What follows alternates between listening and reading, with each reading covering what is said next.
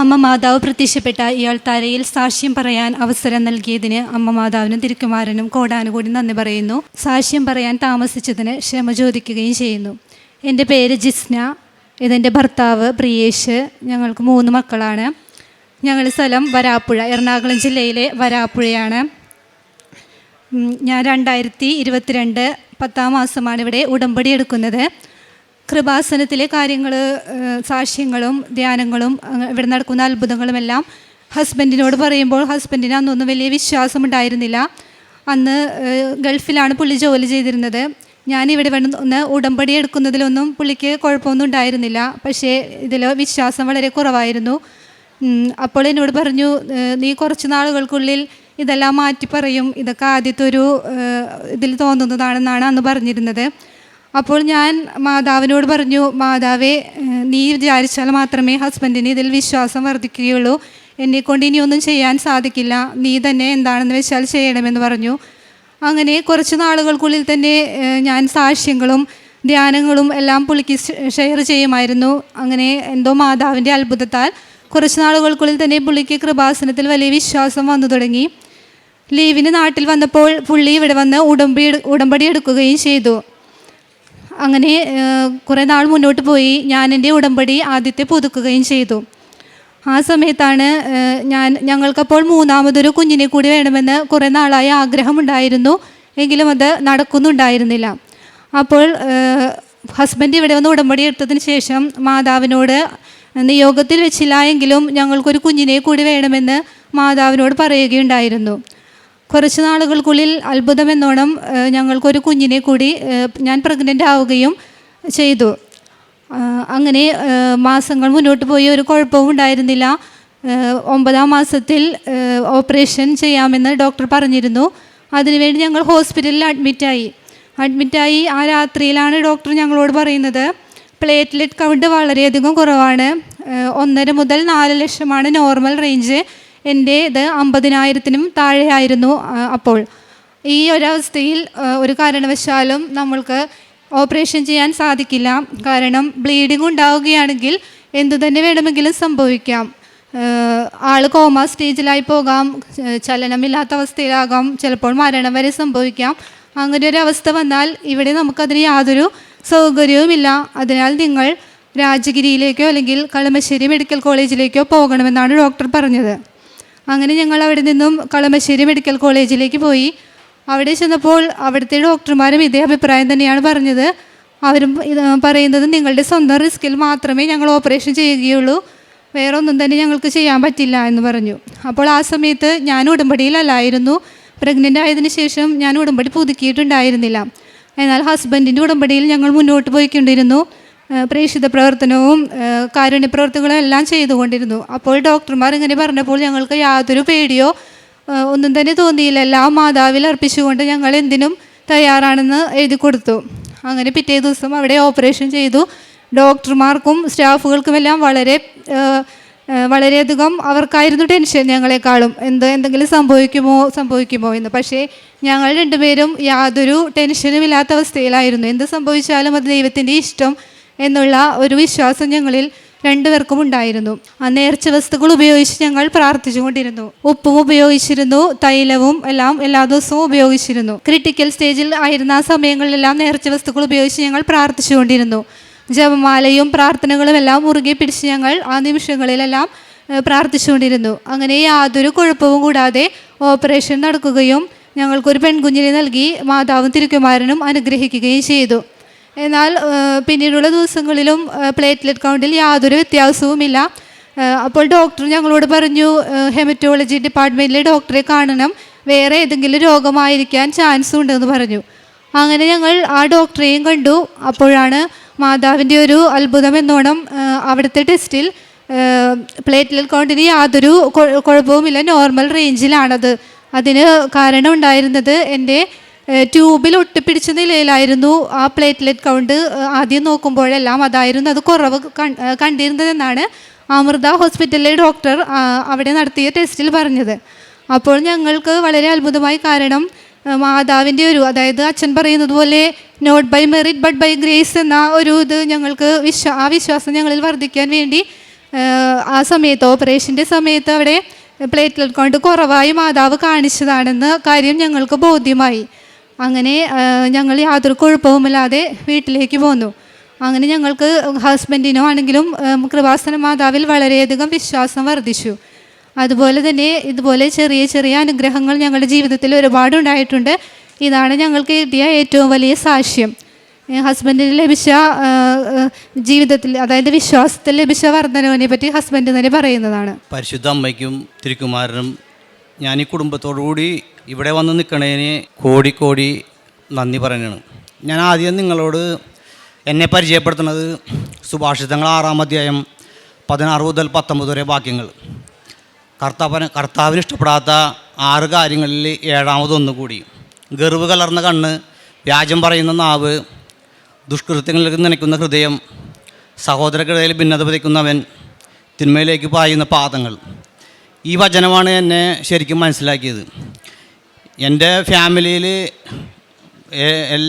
എൻ്റെ ഫാമിലിയിൽ മൊത്തത്തിൽ ഈ കല്യാണം, മാമോദിസ, എന്ത് പരിപാടി വന്നാലും ആദ്യം എൻ്റെ കാരണന്മാരെല്ലാവരും അടക്കം ആദ്യം മേടിക്കുന്നത് മദ്യമാണ്. ഇത് മേടിക്കുക. അപ്പോൾ അങ്ങനെയുള്ള കാര്യങ്ങൾ കൂടുതൽ എൻ്റെ കുടുംബത്ത് ഉണ്ട്. എവിടെ ചെന്നാലും ഇതായിരിക്കും ആദ്യം മേടിക്കുക. അവിടെ ഒരു പ്രാർത്ഥന അല്ലെങ്കിൽ അങ്ങനെയുള്ള കാര്യങ്ങൾ കണ്ടിട്ടില്ല. പിന്നെ ഞാൻ ചെറുപ്പത്തിൽ തന്നെ സിനിമയ്ക്ക് ഭയങ്കരമായിട്ട് അഡിക്റ്റായിരുന്നു. ഒരു സിനിമയും വിടാറുണ്ടായിരുന്നില്ല. അപ്പോൾ ഞാൻ ഇങ്ങനെയൊക്കെ പോകുമ്പോഴേക്ക് തിന്മയിലോട്ട് വായുന്ന പാദങ്ങൾ എന്ന് പറയുമ്പോഴേക്കും ഞാൻ എൻ്റെ മനസ്സിലോട്ട് ഓടി വന്നത് ബിവറേജിലോട്ട് കാലുകൾ കൊണ്ട് ഓരോരുത്തർ പോണേണ് മേടിക്കാൻ വേണ്ടിയിട്ട്. അപ്പോൾ അതൊക്കെ എനിക്ക് ഒരുപാട് ഇതായി. എനിക്ക് പിന്നെ ഗർവ് കലർന്ന കണ്ണാണ് എൻ്റെ ഏറ്റവും വലുതെന്ന് പറഞ്ഞിട്ടുണ്ടെങ്കിൽ, ഞാൻ ഇത്ര നാളായിട്ട് ഒരു മദ്യമോ സിഗരറ്റോ പുകയോ പെണ്ണോ അങ്ങനെ ഒരു കാര്യത്തിലോട്ട് ഞാൻ പോയിട്ടില്ല. അപ്പോൾ എൻ്റെ മനസ്സിൽ അങ്ങനെ ഒരു ഗർവുണ്ടായിരുന്നു. അപ്പോൾ അതൊക്കെ എനിക്ക് മനസ്സിലാകാൻ തുടങ്ങി. ഈ വചനങ്ങളൊക്കെ മനസ്സിലാകുമ്പോഴേക്കും ഇങ്ങനെയുള്ള കാര്യങ്ങൾ എന്താണ് ഏതാണെന്ന് മനസ്സിലാകാൻ തുടങ്ങി. പിന്നെ എൻ്റെ വീടുകളിൽ എല്ലാ വീടുകളിലും ഇപ്പോൾ നടക്കുന്ന കാര്യങ്ങൾ തന്നെയാണ് ഞാനിപ്പോൾ ഈ പറയണത്. എൻ്റെ വീടുകളിൽ പിന്നെ ഈ പെരപണിയാൻ നിൽക്കുന്ന സമയത്ത് സ്ഥാനക്കാരനെ കൊണ്ടുവരും. സ്ഥാനക്കാരനെ കൊണ്ടുവന്നിട്ട് സ്ഥാനമൊക്കെ നോക്കിക്കും. എൻ്റെ വീടിന് ഞാൻ സ്ഥാനം നോക്കിയിട്ടുണ്ട്. ഇത് എൻ്റെ കുടുംബത്തെ എല്ലാ വീടുകളിലും ഇങ്ങനെയുള്ള സ്ഥാനങ്ങളും കാര്യങ്ങളൊക്കെ നോക്കിയിട്ടുണ്ട്. എൻ്റെ വീട്ടിലുള്ള എല്ലാവരും നല്ലവരാണ്. എൻ്റെ കാരണന്മാർ, എൻ്റെ ഫാമിലി, ഞാൻ ഫാമിലി എന്ന് ഉദ്ദേശിക്കുന്നത് എൻ്റെ അപ്പനനിയന്മാർ, ചേട്ടനന്മാർ, ഞങ്ങൾ ഒരുപാട് മക്കളുണ്ട്. എല്ലാവരും കൂടുതൽ ആണുങ്ങൾ കൂടുതലുണ്ട് ഞങ്ങളുടെ കുടുംബത്തിൽ. അപ്പോൾ ഞങ്ങളെല്ലാവരും നോക്കുമ്പോഴേക്കും എല്ലാവരും സന്തോഷവും നല്ലവരൊക്കെയാണ്. പക്ഷേ എല്ലാവരും കഠിനമായിട്ട് അധ്വാനിക്കും. പക്ഷേ വൈകുന്നേരം ആകുമ്പോൾ മദ്യപിക്കും. അതുകൊണ്ട് ഞങ്ങളുടെ കുടുംബം തകരുന്നത് കണ്ണുകൊണ്ട് ഞാൻ നോക്കി നിന്നിട്ടുണ്ട്, ഇടിഞ്ഞ് വീഴുന്നത്. ഞാൻ ചെറുപ്പത്തിൽ തന്നെ ജോലിക്കിറങ്ങിയവനാണ്. അപ്പോൾ അതുകൊണ്ട് എനിക്ക് ആ ഒരു ഇത് വരുവുള്ളൂ, ഭാഷ എൻ്റെ അങ്ങനെ ഒരു ഇതുണ്ട്. അതുകൊണ്ട് ക്ഷമിക്കണം എല്ലാവരും. പിന്നെ ഞാൻ 21 വയസ്സിലൊക്കെ തന്നെ ഈ വീടൊക്കെ ഞാൻ സ്വന്തമായിട്ടൊക്കെ ഞാൻ പണിതിട്ടുണ്ട്. ഇപ്പോൾ താമസിക്കുന്ന വീട് പണിതിട്ടുണ്ട്, സ്ഥലം മേടിച്ചിട്ടുണ്ട്. അപ്പോൾ എനിക്കൊരു ഗർവുണ്ടായിരുന്നു. ഞാൻ സ്ഥലം മേടിച്ച് ഞാൻ എന്നുള്ളൊരു വാക്ക് എന്നെ ഒരുപാട് വീഴ്ത്തി കളഞ്ഞിട്ടുണ്ട്. പിന്നെയാണ് എനിക്ക് മനസ്സിലായത് ദൈവത്തിന് മഹത്വം കൊടുക്കണം എന്നുള്ള കാര്യങ്ങൾ എനിക്ക് മനസ്സിലായത്. പിന്നെ അച്ഛനിന്ന് രാവിലത്തെ കുർബാനയ്ക്ക് അച്ഛൻ പറഞ്ഞ് ദാനിയേൽ പ്രവാചകൻ്റെ പുസ്തകത്തിൽ ചുവരെഴുത്തിൽ ഇങ്ങനെ എല്ലാവരുടെയും വീടുകളിൽ വന്നിട്ട് ഇങ്ങനെ എഴുതി വെക്കുമെന്ന് പറഞ്ഞ് മേനെ ഇൻ ദ ഖേൽ പാർസി എന്ന് പറഞ്ഞിട്ട്, കർത്താവിൻ്റെ ദൂതൻ. അത് ഈ കല്യാണം മറ്റുള്ള കാര്യങ്ങൾ നടക്കുന്ന വീടുകളിൽ നമ്മൾ മദ്യം മേടിച്ച് വിളമ്പുക, വീട് സ്ഥാനക്കാരനൊക്കെ നോക്കി ചെയ്യുക, ശരിക്കും പറഞ്ഞാൽ അത് വിഗ്രഹാരാധനയാണ്. അപ്പോൾ ഇതൊക്കെ ചെയ്തിട്ടാണ് ഇപ്പം ഞാൻ ഈ അൽത്താരയിൽ വന്ന് നിൽക്കുന്നത്. എന്നിട്ടും എന്നോട് എൻ്റെ മാതാവും കർത്താവും ക്ഷമിക്കനാണ്. ഈ നിമിഷം വരെ എന്നെ വീഴ്ത്തിയിട്ടില്ല. പല സഹനങ്ങളും എനിക്ക് ഉണ്ടായിട്ടുണ്ട്. ആ സഹനങ്ങളൊന്നും അങ്ങനെ വ്യക്തമായിട്ട് പറഞ്ഞാൽ പല ആൾക്കാർക്ക് മുറിവേക്കും. അതൊന്നും പറയാനും പറ്റില്ല. പക്ഷെ എന്നെ ഈ നിമിഷം വരെയും വീഴ്ത്തിയിട്ടില്ല.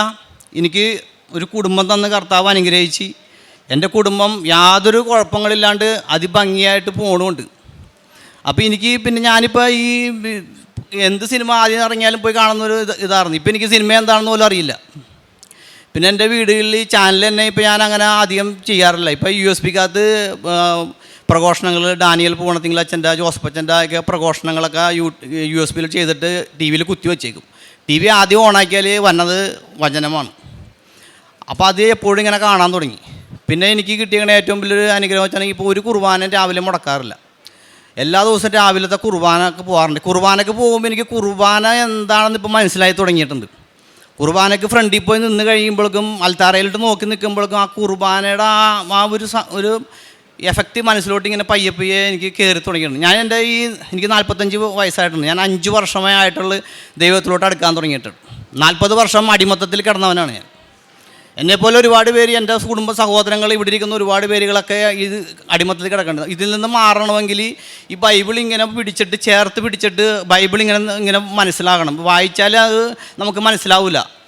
എനിക്ക് പിന്നെയാണ് മനസ്സിലായത് ഈ സഭയിൽ ഇങ്ങനെയുള്ള അച്ഛന്മാരുണ്ടെന്ന്. ജോസഫ് അച്ഛൻ, ഡാനിയൽ അച്ഛൻ, ഡൊമിനിക് അച്ഛൻ, ബിജിലച്ഛൻ, ഇങ്ങനെയുള്ള അച്ഛന്മാരൊക്കെ ഉണ്ടെന്നൊക്കെ ഈ 5 കൊല്ലങ്ങൾ എനിക്ക് മനസ്സിലാകാൻ തുടങ്ങിയിട്ട്. അത്രയും നാൾ ഈ സഭയിൽ ഇങ്ങനെ അച്ഛന്മാരുണ്ടെന്ന് മനസ്സിലായില്ല. എന്ത് കാര്യം സ്വന്തം ഇഷ്ടത്തിന് ഞങ്ങൾ ചെയ്യുമായിരുന്നു. ഇപ്പം ആ അച്ഛന്മാരുടെ ടോക്കുകൾ കേൾക്കും, ബൈബിള് ഇങ്ങനെ വായിക്കുമ്പോഴേക്കും ഇത് അച്ഛന്മാർ ഓരോ കാര്യങ്ങൾ പറയുമ്പോഴേക്കും എനിക്ക് മനസ്സിലായി തുടങ്ങി, ഇതിൻ്റെ അർത്ഥങ്ങൾ മനസ്സിലായി തുടങ്ങി. ബൈബിളിൽ കൂടി എന്നെ ഞാൻ വായിക്കും, എൻ്റെ കുടുംബത്തെ ഞാൻ വായിക്കും.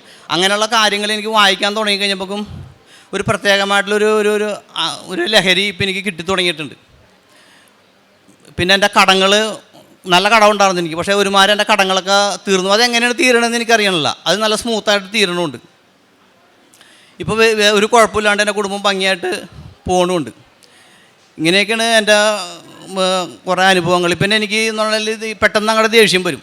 ദേഷ്യം എന്ന് പറഞ്ഞിട്ടുണ്ടെങ്കിൽ ഇപ്പോൾ നമ്മൾ അവിടെ നിന്നെങ്കിലും ഒരു ബസ് ഓടിച്ച് പോകണ ഒരുത്തൻ, ബസ് നമ്മുടെ ഭാഗത്തൊരു തെറ്റുണ്ടാവില്ല, അവൻ കയറി അങ്ങോട്ട് പോകുമ്പോഴേക്കും എന്തെന്ന് വെച്ചിട്ടുണ്ടെങ്കിൽ പോയി നേരെ ഫ്രണ്ടിൽ പോയി നിന്നിട്ട് ചീത്ത പറയും. അപ്പോൾ അങ്ങനെയുള്ള ക്യാരക്ടറുകളൊക്കെ മാറി തുടങ്ങി. പിന്നെ ഞാൻ മദ്യം മേടിച്ച് ആരെങ്കിലും വന്നിട്ട് ചിലവ് ചെയ്യണമെന്ന് പറയുമ്പോഴേക്കും മദ്യം മേടിച്ച് കൊടുക്കുമായിരുന്നു. നേരത്തെ ഞാൻ കുടിക്കൂല, പക്ഷേ ഞാൻ കൊടുക്കുമായിരുന്നു. പക്ഷേ ഇപ്പോൾ ഞാൻ മേടിച്ചും കൊടുക്കാറില്ല, മേടിച്ച് കുടിക്കാറുമില്ല. അപ്പോൾ പല കുടുംബത്തിലും ഞാൻ ചെന്നിട്ടുണ്ടെങ്കിൽ എന്നെ കല്യാണമോ കാര്യങ്ങളോ വിളിച്ചിട്ടുണ്ടെങ്കിൽ അവരോട് ഞാൻ പറയും, മദ്യം മേടിക്കരുത്, അത് മേടിച്ച് ആർക്കും കൊടുക്കരുത്. ഇങ്ങനെയുള്ള കാര്യങ്ങളൊക്കെയാണ് എനിക്ക് പറയാനുള്ളത്. ഇത്രയും അനുഗ്രഹങ്ങൾ തന്ന മാതാവിന് ഞാൻ ദൈവത്തോട് കൂടുതൽ അടുത്ത് തുടങ്ങിക്കൊണ്ടിരിക്കുകയാണ്. ഓരോ ദിവസം ചെല്ലുന്തോറുമാണ് ഇത് വെളിപ്പെട്ട് ഇങ്ങനെ കിട്ടുന്നത്, ഓരോ കാര്യങ്ങൾ കിട്ടുന്നത്. ഇപ്പം ഇങ്ങനെ പറയാൻ തന്നെ ഈ ശക്തി, ഇങ്ങനെയുള്ള കാര്യങ്ങൾ പറയാൻ എനിക്ക് ശക്തി കുറവായിരുന്നുള്ളൂ.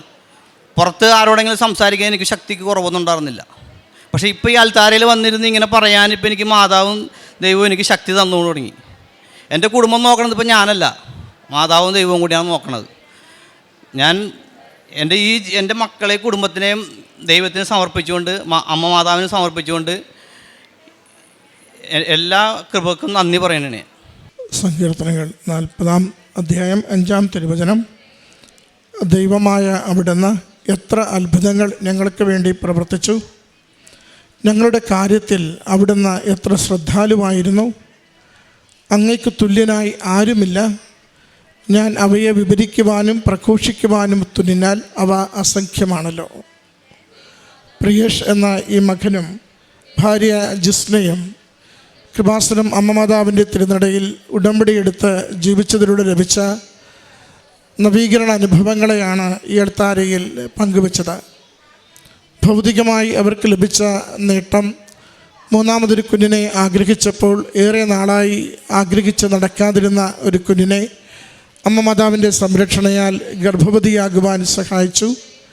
അതിൻ്റെ ആ പ്രസവത്തോട് അടുത്ത ദിവസങ്ങളിൽ വളരെ ക്രിട്ടിക്കലായ കാര്യങ്ങൾ ഇവരോട് പറയുമ്പോൾ അല്പം പോലും പരിഭ്രമിക്കാതെ അമ്മയുടെ കരങ്ങളിലേക്ക് ഉദരത്തിലുള്ള ശിശുവിനെയും തൻ്റെ ആരോഗ്യത്തെയും വിട്ടുകൊടുത്തുകൊണ്ട് ഉടമ്പടി തൈലം ഉദരത്തിൽ കുരിശടയാളം വരച്ച് വിശ്വാസ പ്രമാണം ചൊല്ലി പ്രാർത്ഥിക്കുകയും അമ്മ മാതാവിൻ്റെ ഇഷ്ടം പോലെ, ദൈവഹിതം പോലെ എന്താണോ തങ്ങൾക്ക് അമ്മ ഒരുക്കിയിരിക്കുന്നത് അത് മാത്രം സംഭവിക്കട്ടെ എന്ന് പ്രാർത്ഥിച്ചുകൊണ്ടാണ് ഒരു ആശുപത്രിയിൽ നിന്ന് മറ്റൊരു ആശുപത്രിയിലേക്ക് അവിടെയുള്ളവർ നിരസിക്കുന്ന വിധത്തിൽ പ്രയാസങ്ങൾ അറിയിക്കുമ്പോൾ ധൈര്യമായി ചെയ്യുവാൻ അവരോട് അങ്ങോട്ട് പറഞ്ഞുകൊണ്ട് വളരെ ശാന്തതയോടുകൂടി ഏറ്റവും പ്രതിസന്ധി നിറഞ്ഞ നിമിഷങ്ങളെ തരണം ചെയ്തത്. മകൾ പറയുന്നുണ്ട്, ആരോഗ്യമുള്ളൊരു കുഞ്ഞിനെ അമ്മ മാതാവ് പ്രദാനം ചെയ്തു. തൻ്റെ ആരോഗ്യത്തെയും യാതൊരു പോറലുമേൽക്കാതെ അമ്മ മാതാവ് കാത്തുകൊണ്ടു. ഇന്നും നല്ല ആരോഗ്യത്തോടെ ജീവിക്കുവാൻ അമ്മ മാതാവ് സഹായിച്ചുവെന്ന ആ ഒരു വലിയ ക്രൈസിസ് സമയത്ത് ലഭിച്ച വലിയ ബ്ലെസ്സിങ്ങിനെയാണ് ഈ കുടുംബമാദ്യം സാക്ഷ്യപ്പെടുത്തിയത്. മകൾ പറഞ്ഞു, കഴിവിനാലല്ല കൃപയാൽ, അമ്മ മാതാവിൻ്റെ കരുതലാൽ ലഭിച്ച കുടുംബത്തിൻ്റെ അനുഗ്രഹമാണിതെന്ന്. തുടർന്ന് നാം കേട്ടത് പ്രയേഷിൻ്റെ ജീവിത സാക്ഷ്യമാണ്. ജീവിതം എങ്ങനെയായിരുന്നു 40 വർഷം വരെ, പിന്നീട് എങ്ങനെയാണ് അതിൽ മാറ്റം വന്നു തുടങ്ങിയത്, ഉടമ്പടി എടുത്തപ്പോൾ ഇത്രത്തോളം അത് കുറേ കൂടി വചനം മനസ്സിലാക്കുന്ന, അനുദിന ദിവ്യബലിയിൽ പങ്കുചേരുന്ന, കുടുംബ പ്രാർത്ഥന എപ്പോഴും ചേർത്ത് പിടിക്കുന്ന, വിശുദ്ധ ഗ്രന്ഥത്തെ നെഞ്ചോട് ചേർത്ത് പിടിച്ച് സഞ്ചരിക്കുന്ന, വായിക്കുകയും പ്രാർത്ഥിക്കുകയും ചെയ്യുന്ന ഒരു പുതുജീവിതം തൻ്റെ കുടുംബത്തിന് ലഭിച്ചതിനെയാണ് സാക്ഷ്യപ്പെടുത്തുന്നത്. മകൻ പറയുന്നുണ്ട്, ജീവിതത്തിൽ വന്നിരുന്ന പാളിച്ചകൾ ഏതൊക്കെ മേഖലകളിലായിരുന്നുവെന്ന്. ആ മേഖലകളിലൊക്കെയും അമ്മയുടെ സംരക്ഷണയാൽ അതെല്ലാം മാറിപ്പോകുന്നതിന്, മദ്യപാനത്തിൽ നിന്ന് വിടുതൽ നേടുന്നതിന്, സിനിമയുടെ അഡിക്ഷനിൽ നിന്നും പൂർണ്ണമായി പിന്മാറ്റം ലഭിക്കുന്നതിന്, മറ്റുള്ളവരുടെ ദൈവനാമത്തെ പ്രകീർത്തിച്ച് സംസാരിക്കുന്നതിന് ഒക്കെയും മകന് ലഭിച്ച പുതിയ സന്തോഷത്തെ, പുതിയ കുടുംബജീവിതത്തെ, പുതിയ സമാധാന ജീവിതത്തെ മകൻ അമ്മയുടെ അൾത്താരയിൽ ഏറ്റുപറയുകയാണ്. പ്രിയമുള്ളവരെ, ഉടമ്പടി നമ്മളെ ഓരോരുത്തരെയും നവസൃഷ്ടിയാക്കുന്നു. പഴയത് നമ്മൾ എന്തു തന്നെ ആരു തന്നെ ആയിരുന്നാലും അതിൻ്റെ കറകളെ, കുറവുകളെ, പാപാവസ്ഥകളെ മുഴുവനും കഴുകി ശുദ്ധീകരിച്ചുകൊണ്ട് പരിശുദ്ധാത്മാവിൻ്റെ പ്രസാദപരം നിറച്ച് ദൈവികമായ ആകർഷണം നമ്മളിൽ നന്നായി നിറച്ചു തന്നുകൊണ്ട് ദൈവസ്നേഹത്തിൽ വളരുവാനും ഉത്തരവാദിത്തങ്ങൾ നിർവഹിക്കുവാനും എളിമപ്പെട്ട് ജീവിക്കുവാനും മറ്റുള്ളവർക്ക് ഓരോ നിമിഷവും അനുഗ്രഹമാകുവാനും ഉടമ്പടി ജീവിതം നമ്മളെ കരുത്തരാക്കുന്നു. അതിൻ്റെ ജീവിതാനുഭവങ്ങളും സാക്ഷ്യവുമാണ് ഈ മകൻ ഈ അൾത്താരയിൽ പങ്കുവച്ചത്. ഈ കുടുംബത്തിന് ലഭിച്ച ഈ നവീകരണ അനുഭവത്തിനും ഒപ്പം ഒരു കുഞ്ഞിനെ ആരോഗ്യത്തോടെ ലഭിച്ചതിനും എല്ലാ അപകടാവസ്ഥകളിൽ നിന്നും കാത്തുകൊണ്ടതിനും അമ്മ മാതാവിനും തിരുക്കുമാരനും നന്ദി പറഞ്ഞുകൊണ്ട് കരങ്ങളടിച്ച് ഈ സാക്ഷ്യം സമർപ്പിക്കാം. അത്യപൂർവ ദൈവാനുഭവങ്ങൾ ഇനി നിങ്ങൾക്കും സ്വന്തം. ഈ യൂട്യൂബ് ചാനൽ ഇതുവരെ സബ്സ്ക്രൈബ് ചെയ്തിട്ടില്ലെങ്കിൽ ഇപ്പോൾ തന്നെ സബ്സ്ക്രൈബ് ചെയ്യുക. ഈ വീഡിയോ ഇപ്പോൾ തന്നെ നിങ്ങളുടെ സുഹൃത്തുക്കൾക്ക് ഷെയർ ചെയ്തുകൊണ്ട് കർത്താവിൻ്റെ പ്രേക്ഷിതരാകുക.